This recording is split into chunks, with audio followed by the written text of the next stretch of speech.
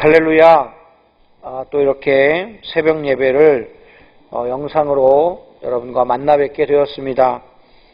언제가 될지는 우리가 잘 알지 못하지만 우리가 코로나19 상황이 끝날 때까지 새벽 예배를 또 이렇게 영상으로 함께 드릴 수 있도록 저희들이 진행하기를 원합니다. 많은 성도님들이 오히려 영상으로 예배 드릴 때 또 쉽게 접근할 수 있으니까 새벽 예배에 더 많이 참여해 주시기를 주님의 이름으로 부탁을 드립니다. 우리가 욥기를 계속해서 나누고 있었습니다. 욥기를 우리가 살펴보는 데 있어서 욥의 세 사람의 친구에 대한 얘기, 그리고 네 번째 후배이면서도 동료인 엘리바스까지 합치면 네 명이 어떤 그 생각이 그 저변에 깔려 있는지를 이해하면 우리가 욥기 전체를 이해하는데 도움이 될 것이다 라고 욥기 서론을 다룰 때 말씀을 드렸습니다. 그래서 오늘은 이제 우리가 그동안 새벽 예배를 한동안 못 드렸고 개인 경건의 시간을 드렸기 때문에 잠시 여러분들에게 기억을 되살리도록 도와드리기를 원합니다.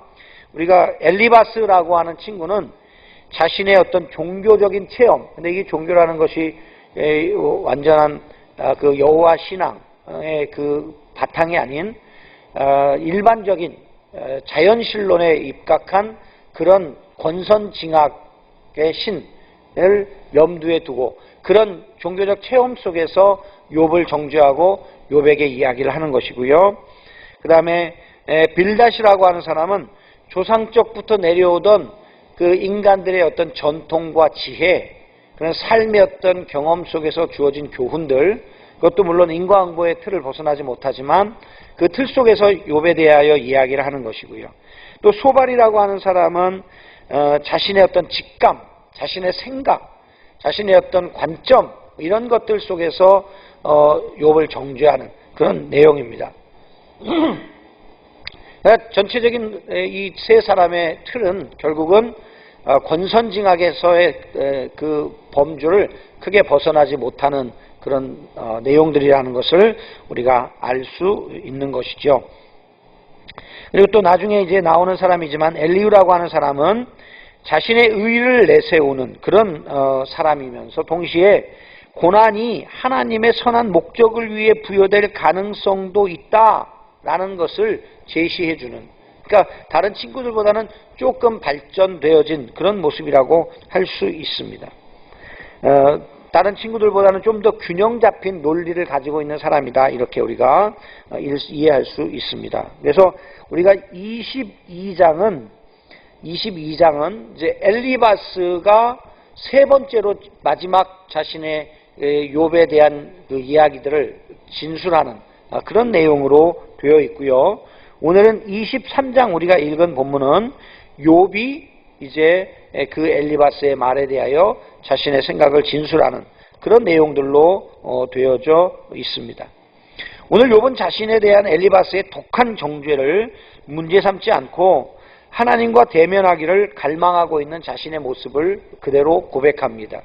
사실 세 친구는 처음에 고난을 당한 욥을 위로하러 왔다가 그 욥을 오히려 더 정죄하고 비난하는 그런 모습으로 변질되고 있었습니다. 이유는 뭐냐니까 욥이 이 세 친구의 이야기를 수용하지 않고 자신의 이야기를 계속 변론한다고 생각하고 자신들의 이야기를 받아들이지 않기 때문에 그들의 태도가 바뀌었죠. 그래서 우리가 앞에서 계속 살펴본 내용을 보면 우리가 고난당한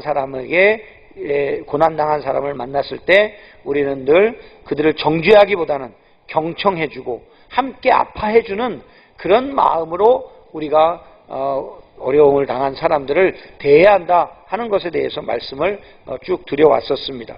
그래서 이제 오늘 이 욥은 그 친구들의 그런 어떤 그 진술에 대하여 일일이 다 변명을 하거나 반박을 하는 것으로 이 자신의 이야기를 이어가는 것이 아니라 오직 자신은 하나님만 대면하기를 원한다. 하나님과 직면해서 이 문제를 풀어야 한다는 것을 말씀하고 있는 것이죠. 우리 3절 말씀 한번 다 같이 봉독하도록 하겠습니다. 시작. 내가 어찌하면 하나님을 발견하고 그의 처소에 나아가랴. 욥은 하나님께 나아가기를 원하고 있습니다. 하나님만이 자기가 받고 있는 이 모든 오해와 멸시에 대하여 정당한 재판을 해줄 수 있는 분이라고 믿었기 때문입니다. 그렇습니다. 사랑하는 성도 여러분, 우리의 인생은 사람을 의지하지 않고 어렵고 힘든 일을 만났을 때 가장 먼저 하나님 앞에 그 문제를 가지고 나옵니다. 하나님과 대면하고 하나님을 직면할 때 우리 인생의 문제가 풀어지기 시작하는 것이죠. 사방이 나를 애워쌀 때, 사방이 나를 애워싸서 내 모든 인생길이 막힌 것 같을 때 한 군데는 뚫려 있다는 말 하잖아요. 그게 어디예요? 바로 하늘인 것이죠. 우리가 하나님을 찾고 부르짖어서 하나님으로부터 이 문제들이 풀어 헤쳐지도록 우리 사랑하는 성도님들 기도의 제목을 가지고 주님 앞으로 나아가기를 주님의 이름으로 축복합니다. 이 코로나19 사태로 인해서 우리가 이런 어려운 상황 속에서 하나님께 온전한 예배를 드리지 못하고 늘 죄송하는 마음이 있지만, 여러분, 우리가 찾아야 될 곳은 어디예요? 하나님의 하나님. 하나님께 나아가시고 하나님을 직면하셔야 되고 하나님을 만나셔야만 이 모든 인생의 문제들이 풀어질 줄로 믿습니다. 욥과 같이 사람들에게 일일이 대면하는 것이 아니라, 사람들의 생각에 일일이 다 반박하는 것이 아니라 하나님께 구하고 하나님을 갈망하는 우리 성도님들이 되기를 주님의 이름으로 축원합니다. 또한 그는 자신이 하나님 앞에만 선다면 설득력 있는 바른 말로 호소할 수 있을 것이고, 하나님 역시 자신의 말에 귀를 기울여 주시고 무지한 판결을 내려주실 것이라고 주장하고 있습니다. 우리 4절에서부터 7절까지 한번 내용을 봉독하도록 하겠습니다.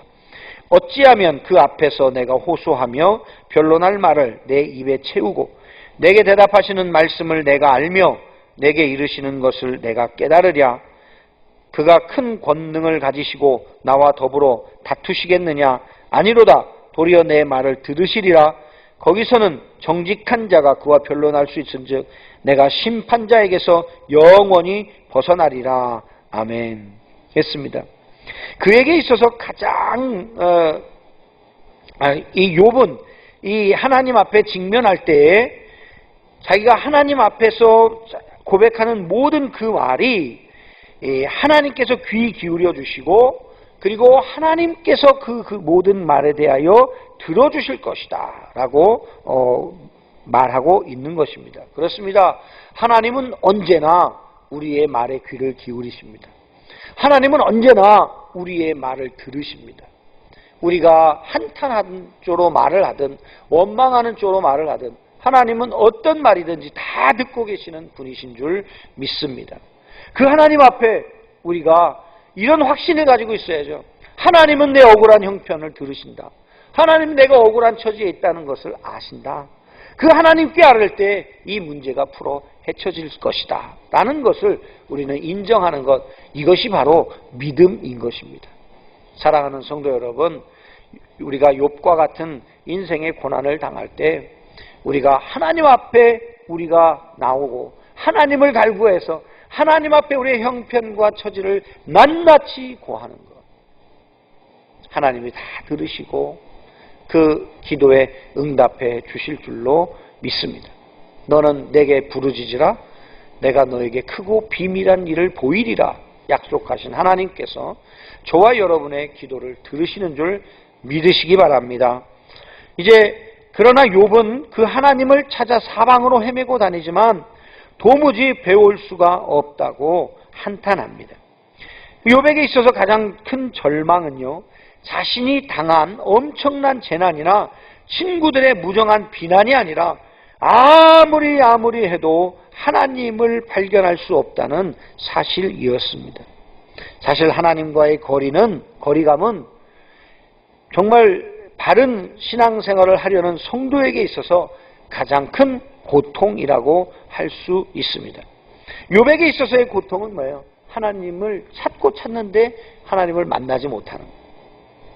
사실 하나님이 안 만나 주시는 것이 아니라 하나님은 이미 다 듣고 계시고 다 만나고 계신데 우리가 느끼지 못하는 상황들이 너무 많죠. 또 우리의 죄 때문에 하나님께서 우리에게 응답하지 않으실 때도 너무나 많이 있는 것을 봅니다. 여러분, 그리스도인들에게 있어서 가장 큰 고통은 경제적인 고통이 아닙니다. 그리스도인들에게 있어서 가장 큰 고통은 사람에게 실망하는 고통이 아닙니다. 그리스도인에게서 가장 큰 고통은 하나님으로부터 분리되는 것 같은 고통입니다. 우리 예수님도 십자가에서 이 고통을 경험하시잖아요. 엘리 엘리 라마 사박다니, 나의 하나님 나의 하나님, 하나님을 아버지라 부르지 못하고 엘리 엘리 라마 사박다니, 나의 하나님 나의 하나님이라고 부르시는 이 예수님의 이 고통.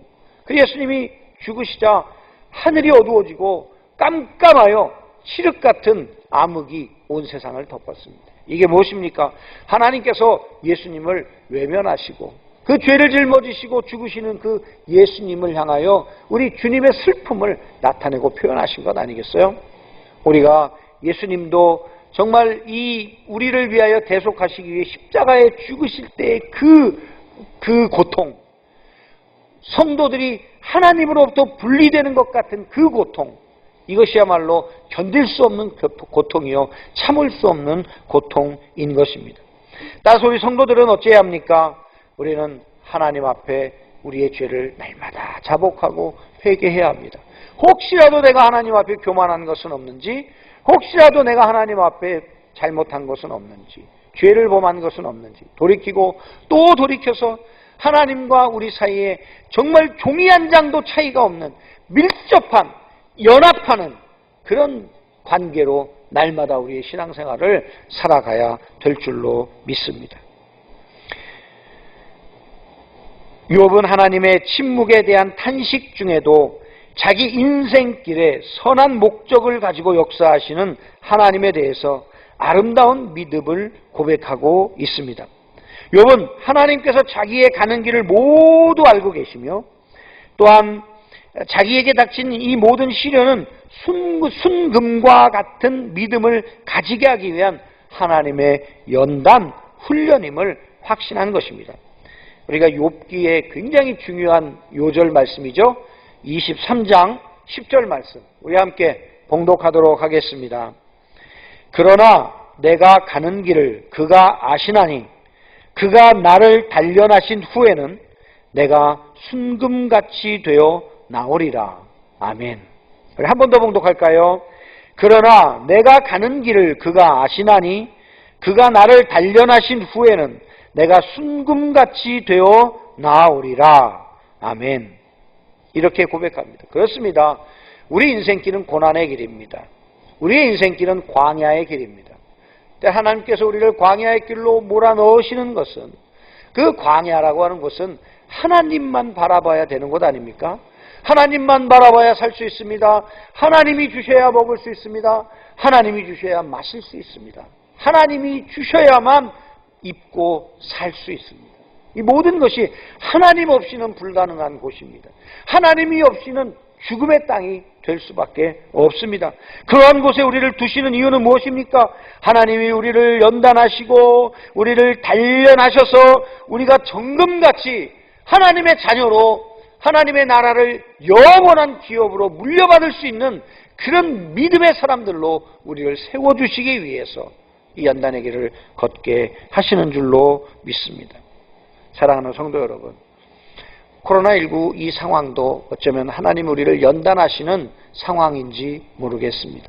이 상황 속에서 우리는 세상의 어떤 형편과 처지와 환경들을 보며 두려워하거나 무서워하거나 또는 사람을 의지하는 것이 아니라 정말 하나님만을 의지하며 이 일을 시작하신 이도 하나님이시니 이 일을 끝내시는 분도 하나님이십니다 라는 믿음으로 우리가 하나님을 구하고 하나님 앞에 엎드려 기도할 때 하나님께서 저와 여러분의 믿음을 연단하셔서 더 나은 믿음의 자리로 올려주실 줄로 믿습니다. 이제 또한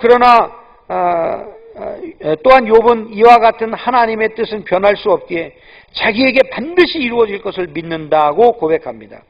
우리 13절부터 14절까지 함께 봉독하십시다. 그는 뜻이 일정하시니 누가 능히 돌이키랴? 그의 마음에 하고자 하시는 것이면 그것을 행하시나니 그런즉 내게 작정하신 것을 이루실 것이라.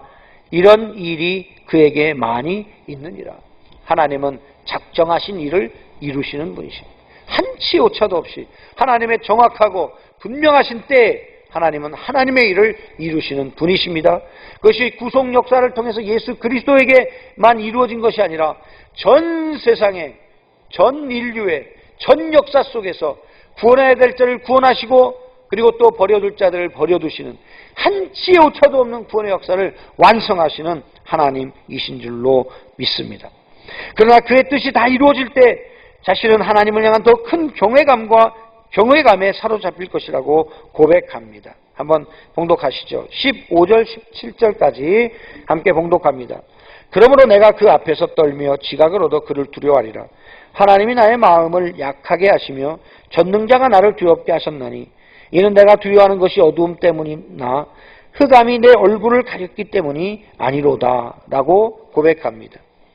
사랑하는 성도 여러분, 우리는 하나님의 뜻이 반드시 이루어질 줄로 믿습니다. 그때 우리는 어떻게 합니까? 더 큰 경외감으로 하나님을 경외하고 하나님을 향한 우리의 사랑을 고백하며 이 모든 일을 행하시는 것은 다 하나님이십니다 하는 하나님의 주권을 인정하는 우리 성도들이 되기를 주님의 이름으로 축원합니다. 이 때문에 욥은 고난 중에서도 하나님의 말씀을 일용할 음식처럼 귀히 여기며 하나님의 걸음에 자신의 보폭을 맞추기 위해 최선을 다하고 있습니다. 우리 한 번 더 본문을 봉독합니다. 11절 12절입니다.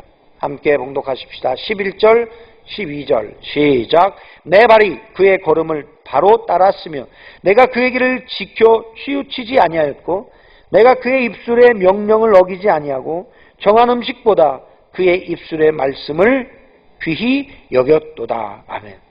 이것이 성도의 마땅한 자세인 줄로 믿습니다.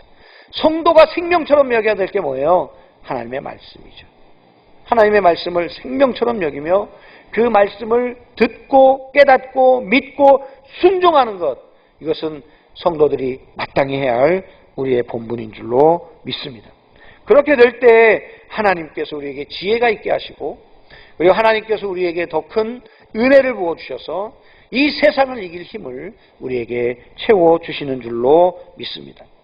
사람은 자기를 향한 하나님의 뜻을 다 알 수 없습니다. 하지만 하나님께서 인생을 향해 선한 목적을 가지시고 반드시 이루신다는 사실을 믿는 자에게는 어떠한 시련 속에서도 하나님의 위로가 임하게 될 줄로 믿습니다.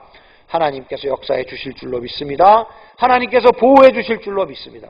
하나님께서 끝까지 그 인생과 함께 동행해 주실 줄로 믿습니다. 우리 모두 욥과 같은 믿음의 고백으로 우리가 주님의 동행하심, 주님의 은혜, 보호하심, 능력을 덧입어 이 땅에 사는 날 동안 승리하는 우리 모든 성도들 다 되시기를 주님의 이름으로 축원합니다. 기도하겠습니다.